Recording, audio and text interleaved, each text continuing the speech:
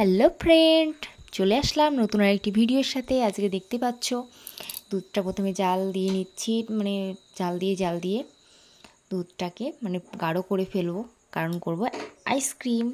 সেই জন্য দুধটার মধ্যে চিনিও দিয়ে দিয়েছি। আর এইদিকে অনেকটা গাঢ় হয়ে গেছে। আগে আমি অনেকটা ফুটিয়ে আস্তে জাল দিয়ে, দেখতেই পাচ্ছ অনেকটা গাঢ় হয়ে গিয়েছে। আর এখন এখানে আছে অ্যালমন্ড আর কাজু, এগুলোকে দেখতেই পাচ্ছ করে নিচ্ছি। এখন এগুলোকেও দিয়ে দেব দুধের মধ্যে। আর এটা প্যাকেটটা কেটে নিচ্ছি, চৌকো করে কেটে নেব। আইসক্রিম করব, সে মুখটাই দিতে হবে, যেহেতু ফয়েল পেপার নেই সেহেতু এটা দিয়েই কাজ সারতে হবে। প্যাকেট দিয়ে ভাবলাম আজকে করি, তোমাদের সাথেও শেয়ার করি সেটা। আর এদিকে সবগুলো সাইজ মতো কেটে নিচ্ছি, তারপরে এক এক করে সব কাপে ঢেলে নেব। আর আমি চায়ের কাপেই দিচ্ছি, কারণ খুব একটা বেশি হবে না। এখন দুধ বেশিও দিচ্ছে না ঘষে, কারণ এখন পুজোর সময়, সেই জন্য এখন দুধ বেশি দিচ্ছে না। অল্প দুধের মধ্যে যা করেছি, খুব একটা বেশি হবে না, তাও তোমাদের সাথে শেয়ার করলাম। এদিকে সব কাপে কাপে এবার ঢেলে নেবো আমি। আর ছেলেও আমাকে কিছুটা হেল্প করছিল, মা বলছে মা এটা করব ওটা করব এরকম। আর এদিকে সবগুলো আমি এক এক করে ঢেলে নিয়েছি। ছেলে খুব একটা খেতে ভালোবাসে না, ওর জন্য একেবারে অল্প করে দিয়েছি। ও খুব একটা খায় না,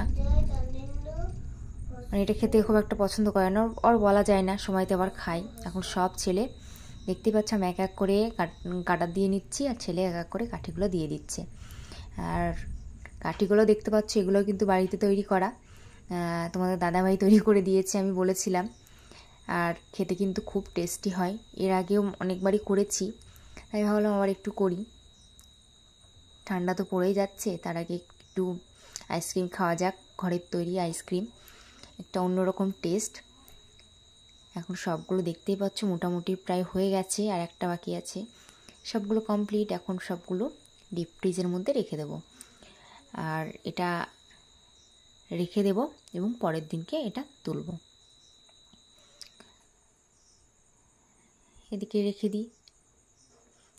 আর এদিকে ছেলে তো দাঁড়িয়ে আছে, মা কখন হবে কখন হবে এরকম করছে। ও মনে করছে যে এখন দেবো, এখনই হয়ে যাবে। আর আবার চলে আসলাম পরের দিন দুপুরবেলায়। আর এদিকে পুরো রেডি হয়ে গেছে। চলো তোমাদেরকে খুলে একবার দেখিয়েও দিচ্ছি। আর কিন্তু খুবই অল্প পরিমাণ, তোমাদেরকে বলেও দিচ্ছি, খুব একটা বড় হয়নি, ছোট ছোটই হয়েছে, কারণ দুধের পরিমাণটা খুবই অল্প ছিল, সেই জন্য। চলো এক এক করে তোমাদের চলো এটা খুলে তোমাদের একটু দেখিয়ে দিই কেমন হয়েছে।